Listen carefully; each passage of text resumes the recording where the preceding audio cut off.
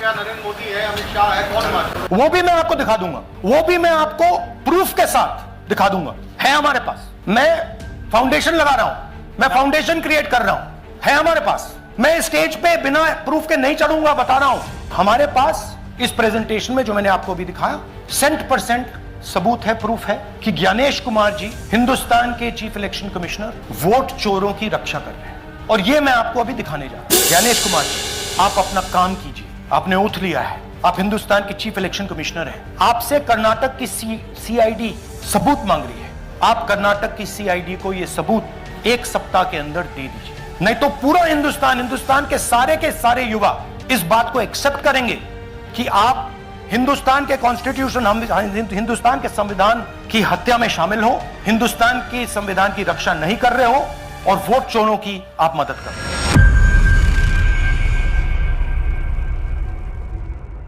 नमस्कार, मैं रवीश कुमार। तो ज्ञानेश कुमार के पास 1 सप्ताह का समय है और इतना ही समय देश के पास भी यह देखने का है कि आज राहुल गांधी ने जो भी आरोप लगाए हैं सबूतों के साथ उसका क्या जवाब आता है। और चुनाव आयोग ने कर्नाटका सीआईडी को 18 बार पत्र लिखने के बाद भी, मुख्य निर्वाचक अधिकारी के पत्र लिखने के बाद भी उन जानकारियों को क्यों नहीं दिया गया, जिससे पता चल जाता कि वह अड्डा कहां है जहां से अलग अलग फोन नंबरों से वोटर के नाम कटवाने के फॉर्म भरे जाते हैं। राहुल गांधी ने आज 2 विधानसभाओं में वोट चोरी के सबूत पेश किए। मुख्य चुनाव आयुक्त ज्ञानेश कुमार के खिलाफ मोर्चा खोल दिया। आपको याद होगा, ज्ञानेश कुमार ने राहुल गांधी से कहा था 1 सप्ताह में देश से माफी मांगनी होगी। आज राहुल गांधी ने भी उन्हें 1 सप्ताह का समय दिया है। चुनाव आयोग की तरफ से भी जवाब आया है, प्रेस कॉन्फ्रेंस के तुरंत बाद आया। हम इस जवाब के बारे में भी इसी वीडियो में बात करेंगे। 18 सितंबर की प्रेस कॉन्फ्रेंस में राहुल गांधी ने बताया कि कर्नाटका में कोई नागराज हैं जो सुबह के 4 बजे उठते हैं और 2 लोगों के नाम कटवाने का फॉर्म भर देते हैं, नाम कट जाता है। नागराज जी, इन्होंने 2 एप्लीकेशन 36 सेकंड में फाइल कर दी है। और मजे की बात देखिए, ये 4 बजे सुबह उठ के फाइल कर रहे हैं। पता नहीं क्या हुआ, 4 बजे सुबह कहा कि भैया मैं 2 वोटर को डिलीट करूंगा, और कितने 36 सेकंड में डिलीट कर दिए, फिर सो गए। हमारी माइंड में पहले सवाल था कि क्या इलेक्शन कमीशन भी सो रहा है, मगर नहीं, सोया कोई नहीं है, जगे हुए हैं, सिस्टमैटिकली मदद हो रही है। इस वीडियो में हम विस्तार से बता रहे हैं कि राहुल गांधी ने आज क्या क्या सबूत रखे। सबूत ही नहीं रखे, बल्कि उस व्यक्ति को मंच पर पेश कर दिया जिसके नाम से वोटर लिस्ट से 14 बार आवेदन किए गए हैं। ये सूर्यकांत हैं, कर्नाटका के आलंद विधानसभा के रहने वाले। इन्हें पता भी नहीं, इनके नाम से 14 वोटर के नाम कटवाने के आवेदन डाल दिए गए, वो भी अलग अलग फोन नंबरों से। राहुल गांधी ने इन नंबरों का एक हिस्सा भी अपनी प्रस्तुति में शामिल किया और कहा कि सारे नंबर बाहर के राज्यों के हैं। तो सवाल उठता है कि कर्नाटका से बाहर के राज्यों के फोन नंबर से आलंद विधानसभा में वोटर के नाम कटवाने का आवेदन कौन कर रहा था। सूर्यकांत ने बताया कि उन्हें पता नहीं, उन्होंने किसी का नाम कटवाने का फॉर्म नहीं भरा है। तो फिर यह गेम कौन खेल रहा है, कहां से खेल रहा है, यही आप इस वीडियो में जानेंगे। हम यह भी बता दें कि आलंद विधानसभा कलबुर्गी जिले की है और यहां से 2023 में कांग्रेस जीती थी। राहुल गांधी ने अपनी पार्टी की जीती हुई सीट पर वोट काटने के प्रयास को लेकर आरोप लगाए हैं, ताकि यह इल्जाम ना लगे कि हार गए, इसलिए हताशा में आरोप लगा रहे हैं। पिछली बार मैंने आपको एडिशंस के बारे में बताया था, ये हम आपको डिलीशंस के बारे में दिखा रहे हैं, और सबूत के साथ हम आपको दिखाएंगे कि ये जो डिलीशंस हुए हैं ये सेंट्रलाइज तरीके से कॉल सेंटर के प्रयोग करके, सॉफ्टवेयर के प्रयोग करके किए गए हैं।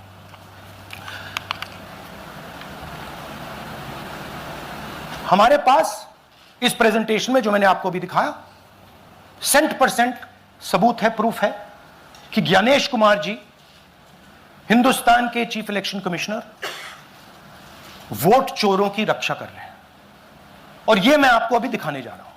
तो वह गिरोह कहां से काम कर रहा है, उसके अड्डे का पता क्या है, यह सब जाना जा सकता है। अगर चुनाव आयोग कर्नाटक की सीआईडी को सारी जानकारी दे देता।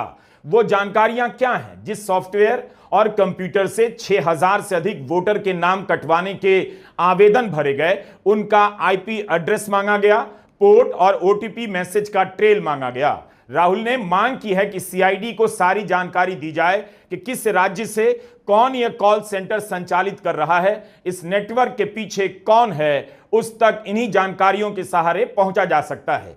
आप बताइए, अगर वोट चोरी की बात इससे क्लियर हो जाती है तो चुनाव आयोग 18 बार पत्र लिखने के बाद भी कर्नाटक की सीआईडी की मदद क्यों नहीं कर रहा?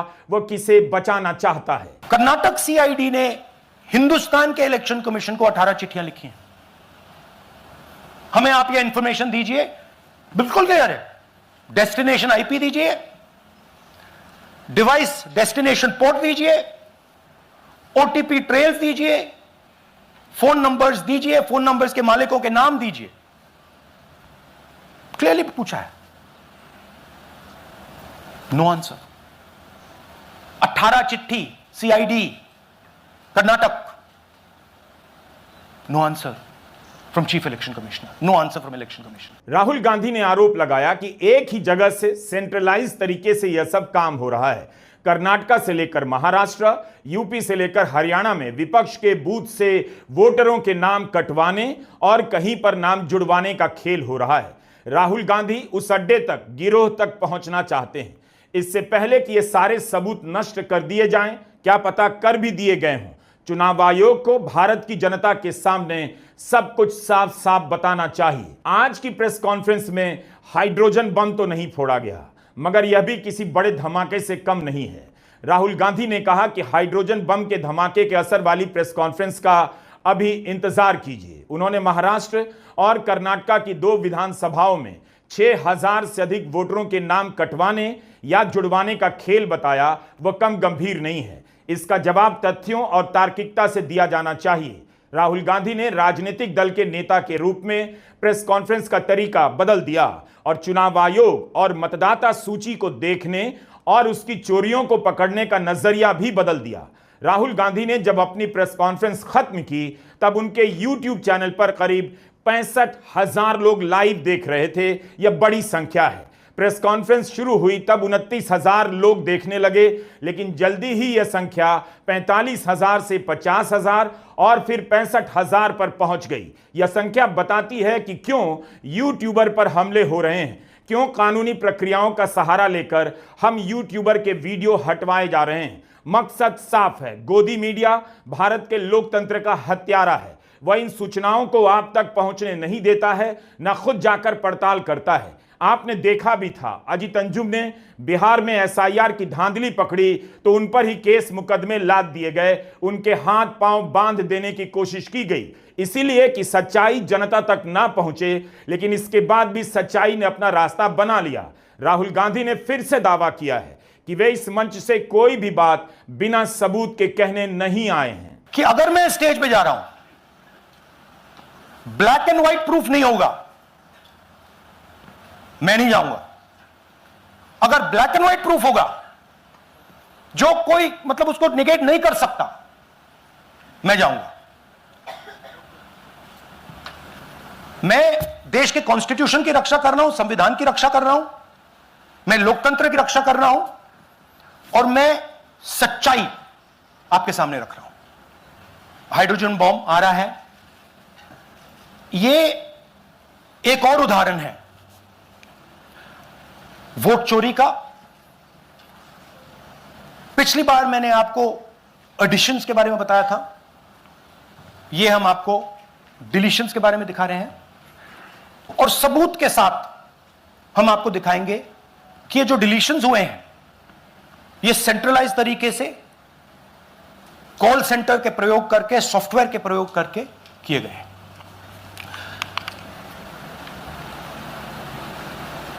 हमारे पास इस प्रेजेंटेशन में जो मैंने आपको अभी दिखाया 100% सबूत है, प्रूफ है कि ज्ञानेश कुमार जी, हिंदुस्तान के चीफ इलेक्शन कमिश्नर, वोट चोरों की रक्षा कर रहे हैं और यह मैं आपको अभी दिखाने जा रहा हूं।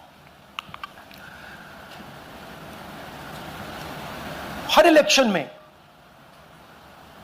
हमें रिपोर्ट आती थी कि वोटर्स डिलीट हो रहे हैं, कांग्रेस वोटर्स डिलीट हो रहे हैं, ऑपोजिशन के वोटर्स डिलीट हो रहे हैं, दलित वोटर्स डिलीट हो रहे हैं, आदिवासी हो रहे हैं, माइनॉरिटी वोटर्स डिलीट हो रहे हैं, ओबीसी वोटर्स डिलीट हो रहे हैं। मगर जब डिलीट होते हैं ऑपोजिशन के ही होते हैं। राहुल गांधी ने कई बार इस पर जोर दिया कि उन्होंने उतना ही कहा जितने का सबूत है और जिसे वे समझते हैं कि देश की जनता को बता देना चाहिए। अगर वोट चोरी हो रही है तो यह सबका सवाल होना चाहिए। अकेले राहुल गांधी लोकतंत्र की रक्षा नहीं कर सकते। इन बातों को बार बार दोहराते हुए राहुल गांधी ने उस नाम से एक फाइल खोल दी जिस नाम से इन दिनों प्रोपेगेंडा फिल्में बनती हैं, कभी कश्मीर फाइल तो कभी बंगाल फाइल। राहुल गांधी की प्रेस कॉन्फ्रेंस का नाम था दी आलंद फाइल। ध्यान से सुनिए जो राहुल गांधी बता रहे हैं कि किस तरह कर्नाटक के आलंद विधानसभा में 6000 से अधिक वोटर के नाम कटवाने का खेल खेला गया। कर्नाटक में आलंद कंस्टिट्यूएंसी है, यहां पे चोरी पकड़ ली, कोइंसिडेंस से पकड़ी। वहां की जो बीएलओ थी उसने देखा कि उसके रिश्तेदार को डिलीट कर दिया गया था। जैसे चोरी पकड़ी जाती है, कोई छोटी सी गलती हो जाती है, हटा जाती है। आलंद में 6018 वोटर्स डिलीट हुए, उसमें से इनकी रिश्तेदार थे। उन्होंने पता लगाया कि मेरे रिश्तेदार को डिलीट किसने किया। पता लगा कि पड़ोसी ने रिश्तेदार को डिलीट किया। बीएलओ ने जाके पड़ोसी से पूछा कि भाई आपने मेरे रिश्तेदार को क्यों डिलीट किया। पड़ोसी ने कहा मैंने तो नहीं किया। बीएलओ सस्पिशियस हो गई, शक पड़ा, उसने प्रोसेस चालू कर दी।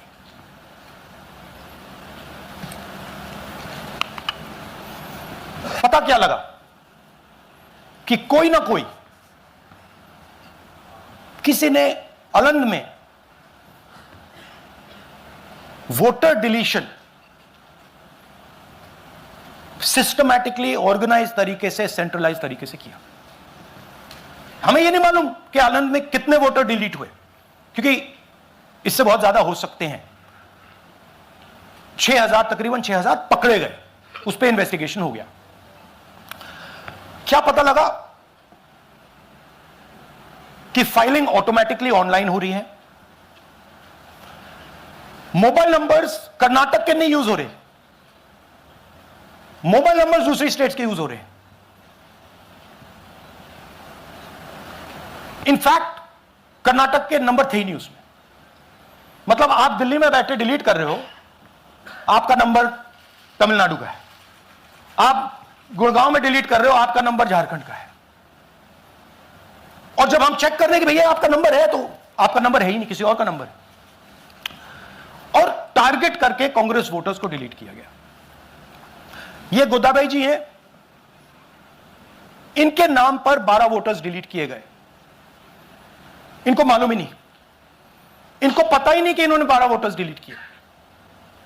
दिखाइए जरा। ಇಲೆಕ್ಷನ್ ಟೈಮ್ ಈಗ ये इनका वीडियो है। ನಾ ಅರ್ಜಿ ಹಾಕಿಲ್ಲ, ನನಗೆ ಅದಕ್ಕೆ ಸಂಬಂಧ ಇಲ್ಲ। ಅದು ಯಾರು ಹೊಟ್ಟಿ ಕಿಚ್ಚಿ ಯಾರು ಏನ ಹಾಕ್ಯಾರ ಅನ್ನೋದು ನನಗೆ ಗೊತ್ತಾಗಿಲ್ಲ। तो इनको आइडिया नहीं है कि इन्होंने वोटर्स डिलीट कर दिए।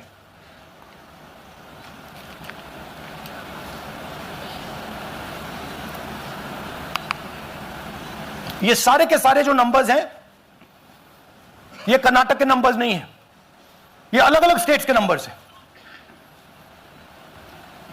और इन नंबर्स को आप फोन करके देखिए, रिप्लाई नहीं आता है।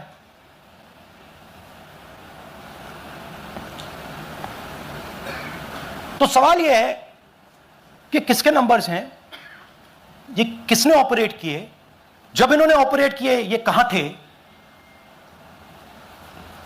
आईपी एड्रेस क्या था, ओटीपी कैसे जनरेट हुआ, कहां गया, यह सवाल है। यह दूसरा उदाहरण, सूर्यकांत जी जो अभी स्टेज पे आए थे, इन्होंने 12 वोटर्स को 14 मिनट में डिलीट कर दिया। आप फॉर्म भरने की कोशिश कीजिए, डिलीशन फॉर्म भरने की कोशिश कीजिए, देखिए। और जब हमने इनसे पूछा कि भैया आपने ये कैसे किया, वो कहते हैं मैंने तो नहीं किया, मैं तो जानता ही नहीं हूं।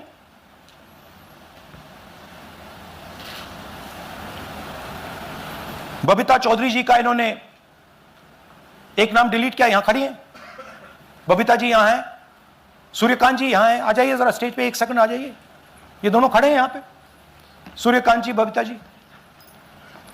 इनको मालूम ही नहीं कि इन्होंने डिलीट किया। Thank you. नागराज जी, इन्होंने 2 एप्लीकेशन 36 सेकंड में फाइल कर दी है। और मजे की बात देखिए, ये 4 बजे सुबह उठ के फाइल कर रहे हैं। पता नहीं क्या हुआ, 4 बजे सुबह कहा कि भैया मैं 2 वोटर को डिलीट करूंगा, और कितने 36 सेकंड में डिलीट कर दिए, फिर सो गए।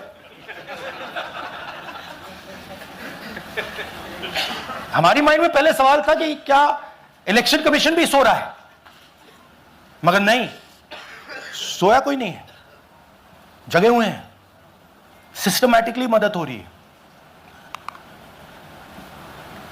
यह देखिए दूसरी बात, जो भी डिलीट कर रहा है वोटर लिस्ट में उसका सीरियल नंबर 1 है। मतलब जो भी वोटर लिस्ट में पहले नंबर पे आता है वही डिलीट कर रहा है। 5वें नंबर वाला, 7वें नंबर वाला, 10वें वाला कोई नहीं कर रहा। तो हो क्या रहा है, सॉफ्टवेयर से यह काम किया जा रहा है। सॉफ्टवेयर प्रोग्राम कह रहा है पहला नाम निकालो और इसका प्रयोग करके डिलीट करो। टारगेटेड डिलीशंस हो रहे हैं।